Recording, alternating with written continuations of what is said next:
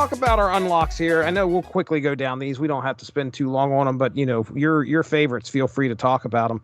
So currently, let's just compare collector level right here on the podcast. Let's see who could be more embarrassed about how much time they play this game. 3,492 right now for me. So I'm just outside of 3,500. Okay, yeah, I'm just past 3,900. Okay, 39. Right. Wait a minute, no, that's not a thing to brag about. This is like golf. The lower score is probably better. So, but here we are. Here we are. Well, the good thing was I was able to keep track of all my unlocks just because you can do that pretty easily if you look at recents. And the last time we talked, I was able to go like, oh, I stopped here, so I'll just pick up where I left off. But you got a heck of a lot more steampunks, I see, than I did. I don't know why, but yeah, I ended up with 4 steampunks: the Bishop, Shocker, Cerebro, and what was the other? Falcon. Falcon's the only steampunk I got. Oh, really? Okay. Yeah. Although I do have, not part of the set, but I do have a steampunk Hulkbuster variant. Oh, really? For a while. Yeah, it's not part of the set. It was just a standard variant thrown out there. Oh, that's crazy. Okay. Yeah, I was going to say he wasn't listed in the whole variant rush thing. So yeah, I spent 4 steampunk variants, but he's jealous of the one he didn't get. Come on, man. I hear you. Than that. So I spent gold for the first time to get a mystery variant, some credits and tokens. Ended up with the Dan Hip collector. In that one. So I was kind of happy about that. Ended up spending some tokens and got She-Hulk. I told you about that. Got Absorbing Man. Bought him with some credits. Now, the rest of these I was just looking at tonight because I forgot to write down how I got them. So Maria Hill, Taskmaster, Beast, Magic, Rock Slide, Moon Knight, a 1602 Dagger variant, Baby Venom. Oh, is that the one with the lollipop? Yes. Nice. The Pixel Valkyrie, which I think is the mystery variant that I worked up to at level 60. Very nice. So I ended up with a Pixel Valkyrie. And Orca, then Zabu, which I've been working into a good bit of my collector / Quinjet decks. And then a Joseph Linsner Mystique variant, which looks really cool. I don't know if you've seen this. I'm going to send you. I think I have. Yeah, she's got 6 arms. Yeah. And she kind of looks like the Buddha or something like that. I mean, I don't know. The Mystique variant I'm wanting is the one where she's in the Ms. Marvel suit. I don't know if I've seen that one. That sounds pretty cool, though. It sounds pretty sick. And then I think it was either last night or this morning, I unlocked Black Cat. So of all those cards, the ones that I'm using the most right now is Zabu. Zabu is a card that will turn your 4 energy cards and slash it by 1 down to 3. So I was throwing Zabu in there, and of course, I would load up Enchantress, Shang-Chi, a couple other things from 4 or that cost 4, so I could get those out there. I think I even had Mr. Negative in there. So I could try and get him. Yeah, try and get him out earlier. I did do some stuff with the Beast. I've always wanted to get because the Beast comes back and brings those cards back in, and they cost 1 less. And I had him in a few decks, but I can't get him to work right for me anyway. Everybody seems to love Taskmaster. I haven't really got Taskmaster to work for me very well, and I don't have any decks built around some heavy hitters, but I should. I feel like that's I see him enough and get beat by him enough. I need to start putting him into some decks. I've got a villain deck that I put him in, but I'm waiting to I need to get Sauron to really make that deck work. Yeah. Like there's probably a Red Skull in there. Who's the other? Typhoid Mary, something like that. Sauron removes all of the ongoing abilities, right? Yeah, from your hand and your deck. Wow, that's nice.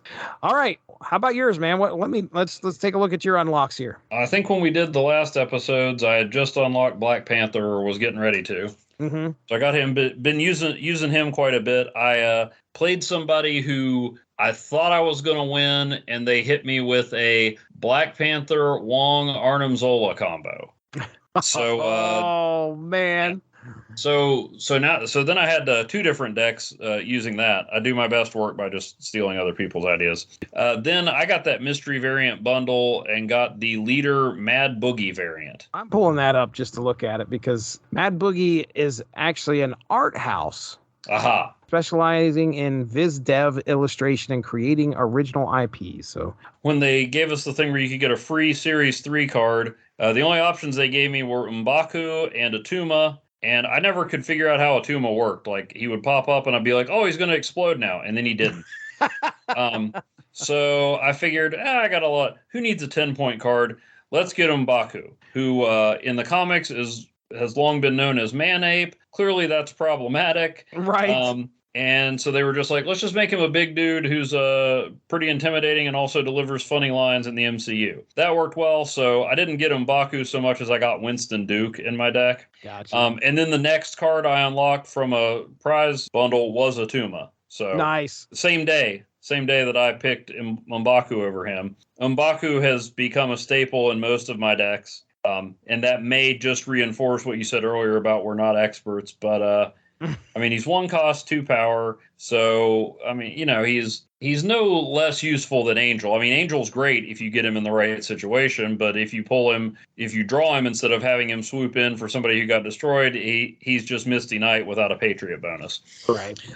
I just put M'Baku in, and his power is that if he hasn't been drawn, he just jumps to a random location at the end of the match. Now, most of the time, that just leads to him hurtling into like the one location I didn't even try to win, and I just imagine Winston Duke in character charging hopelessly into battle. But not once but twice in the same day did M'Baku make the difference in a match.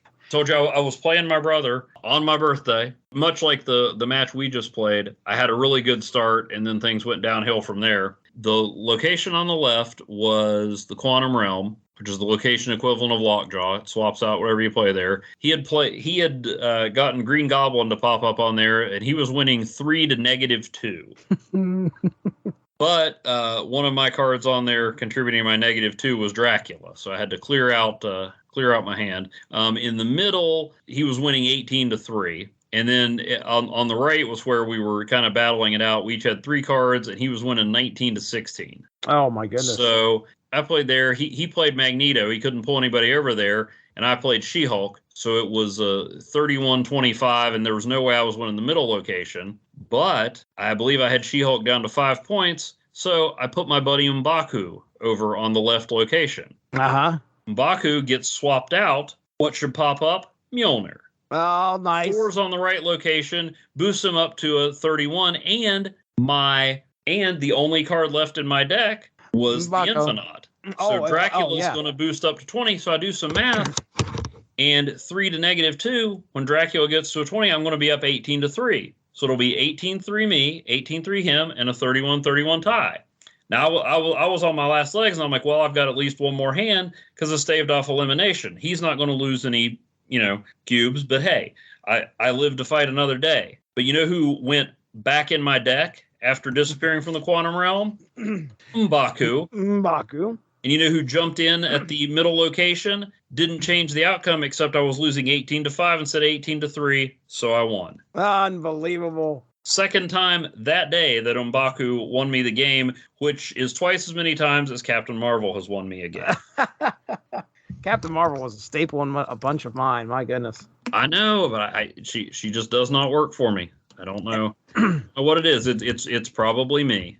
Real quick, I want to send this to you just in case. I have a feeling you've probably seen it, but this just showed up, and I want to get your opinion. Oh yeah. I don't know if I'm going to be able to get the gold, but it looks like we have almost 3 weeks, so I'm going to try to get Throg. 7,000. That's another one where Throg could be his own thing instead of a variant. Right, dude. Yes, Thor was a frog for a while, but then there is another Throg, and believe it or not, I just had this conversation at work today.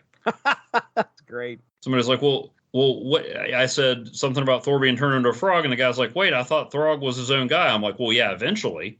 And he's not even a frog with the power of Thor. He's a human who got turned into a frog who got the power of Thor. And just for trivia's sake, his name is Simon Walterson. I wonder. See what they did there? I do, as a matter of fact. So interesting. I won't be spending any of my gold, but I don't know if I can work my way back up to 7,000 in time. Quite a bit. But let's see. I got an Arnim Zola Civil War variant, which isn't as disturbing as the Arnim Zola Ultimates variant. Ugh. I got a Forge Pixel variant on the Season Pass freebie. Okay. Finally got Super Skrull. Super Scroll. That saved me quite a few games. I love that card. Very cool. Especially going up against people who have Luke Cage in their in their hand. Got a Jane Foster baby variant. I think I've seen that. And saved up my tokens for Darkhawk. Nice. Got that Falcon Steampunk variant. You might be a little jealous of this one. Invisible Woman Alex Ross variant. Very, very, very jealous. And then not one, but two Dan Hip variants. Wave, which would be cooler if I had any idea who Wave was before this game came out. And Giganto, which is a very cool Dan Hip render. Oh, yeah. It looks like just a blob, if I remember right. Yeah. Right? It looks kind of like this big heaping mound of green. Yep. It was awesome looking. Very, very cool. Very cool. I just got to remember not to put it into my Lockjaw decks. Because invariably I put Lockjaw on the left location only when Giganto's in my deck, and then, well, it just doesn't work out well. Yeah. All right. Well, we went down through our unlocks. What's your favorite you're using? Is it M'Baku? Is that your favorite? M'Baku's in like almost all of my decks, and most people I'm like, oh man, I'm loving M'Baku, and I either get, I don't really know how to use him, or who? Yeah. Right. He's no worse than any other 1-cost 2-power card. In very rare occasions, he can tip the balance of the game, and sometimes it's just fun for him to pop up, and you're like, dude, the fight's over. Or if you fill up your deck, he'll even pop up and with a little word balloon that says like, the locations are all full. So he's amusing. I like it. All right, let's talk about the upcoming season here.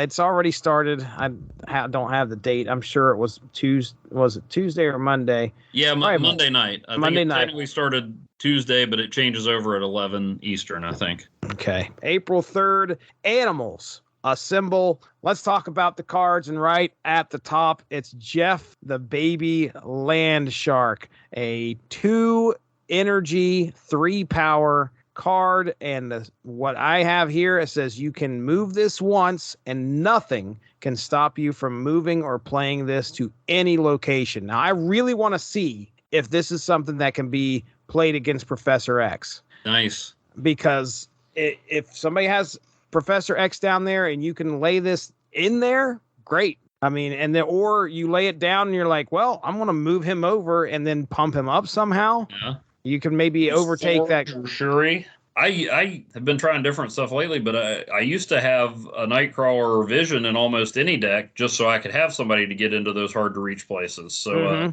Jeff is, little bit. I mean, he costs 1 more, but he's a little bit more useful than Nightcrawler. So yeah, I could see him if I get him. I could see him making his way into a lot of decks. Right, for sure. Next up, we have Snow Guard, which this is some crazy mechanics here, and I want to see how this works. It's going to be fun to watch this. When you first see it pop up in your hand.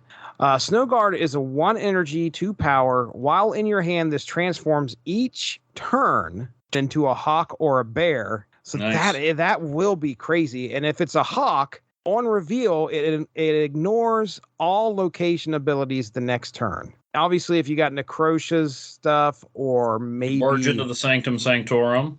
Right. Place somebody on Death's Domain without them exploding. Right. I wonder, could you imagine if Ego's out there and you actually are able to take control for a second? Oh, that will be magnificent. Save Snow Guard just to make sure Krakoa can't mess me up on turn 5.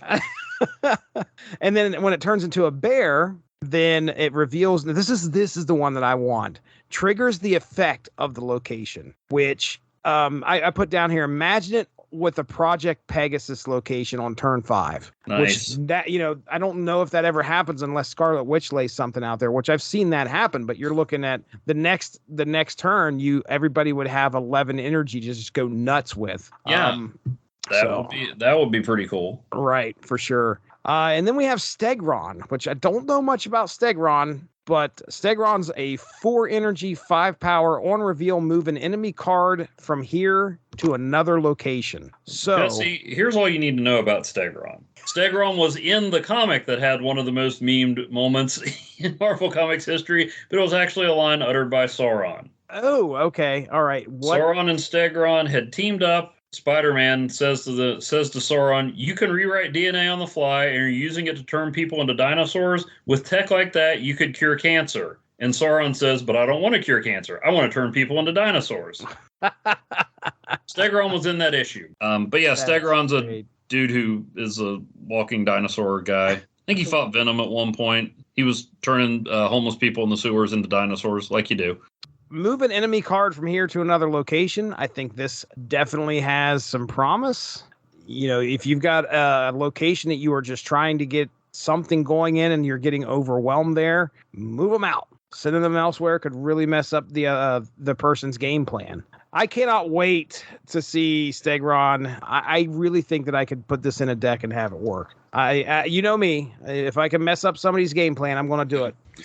He'd be good to throw in a move deck with Craven. Oh, yeah. I was thinking that, too. If you can get Craven benefits even if your opponent moves somebody there. So, right. I mean, I assume it will be random, kind of like Juggernaut, but still. Yeah, if you got him out there, and again, it'll give you the advantage possibly on that lane. So and then they only had 3 new cards this one, but I think the first one they announced as the new card was Nimrod going into being available to everybody. Right, and they didn't make. What's our featured card? Did I forget about that? Hitmonkey. I totally forgot about Hitmonkey. We need to talk about Hitmonkey. He's a 2-power, 2-cost, 0 power, and then his ability, let me pull that up just to make sure I'm remembering it right. I think he gets +2 for every card played this turn. Yes. Each other card you played this turn. So it's kind of like a one-time Angela or Bishop. A lot of people are suggesting if you can play that card, get him out there with a bunch of ones, and then Falcon him. Yeah. Or I shouldn't say, I guess you can't Falcon him. You'd have to Beast. Yeah, you'd have to lay Beast out there. And then if you got 1s and 0s, it's going to even be pumped up more because he would cost a 1. And if you got a bunch of 1s that already came out and that are on that same lane, those will all cost 0. And then you just have to play him again. And he becomes a pretty formidable foe on that lane. And pretty useful with Luke's Bar. Right. Yes, putting him out there, sending him back. Put him out there, send him back. Put him out there, send him back. And with everybody else, you are going to, you're going to be doing pretty good. So that's the featured card. That's the one that comes with it if you get the season pass. I have encountered Hitmonkey a couple times so far. I don't know if I've lost or cursed the name Hitmonkey yet, but no, I think I've seen him once or twice. He hasn't done too much damage to me. I mean, just played normally. He's about what you'd expect from a 2-cost card, but like Deadpool, if you work it right, he can be much better. Yeah. All right, and then let's get into locations here. So our locations, first one they have listed here is Pet Mansion. This turn, all cards must be played here. And this was a location I was talking about earlier where if you've got a Guardians of the Galaxy deck, you might be able to rack up some points here. And that's probably what we're going to see. Everybody's going to want to do that. It's kind of like Avengers Mansion, but when the location is revealed instead of knowing it's all going to be on turn 5. Ooh. Which makes sense because I'm assuming that's a reference to the Pet Avengers. Okay, Then we have the Sandbar. Cards with abilities can't be played here. I put in here, get that Patriot/anti-Patriot deck going. I got a few of those. Yeah, get them ready. You're going to be running into a situation where there are a lot of Misty Knight. They're going to want to be pumped up by Blue Marvel, Khazar. So you get an Enchantress, Rogue, Super Skrull. I think the Super Skrull will hit hard. If you have a similar deck and you've got Enchantress and Rogue in your deck as well. Although I can't remember, I think if you nullify their ongoing abilities, your Super Skrull loses them too, I'm pretty sure, because they're not out there anymore. Yeah, he gets the ongoing abilities that the other team has. Got it. If they no longer have them, he doesn't have them. It's not like Rogue who steals it and keeps it. Right. Any thoughts on the Sandbar there? No, I think you hit the nail on the head there. But love the Patriot deck. I think somebody else should have his power, but that'd be a future list. Cards that should have other cards' powers. All right. Well, there you go. There's your preview into the upcoming season. Animals. Well, the season that's happening right now. Animals Assemble. Thanks for joining us. All of this would not be possible without W2Mnet.com, so make sure to seek them out for more podcasts. If you enjoyed what you heard today, please feel free to share, and we look forward to entertaining you again soon.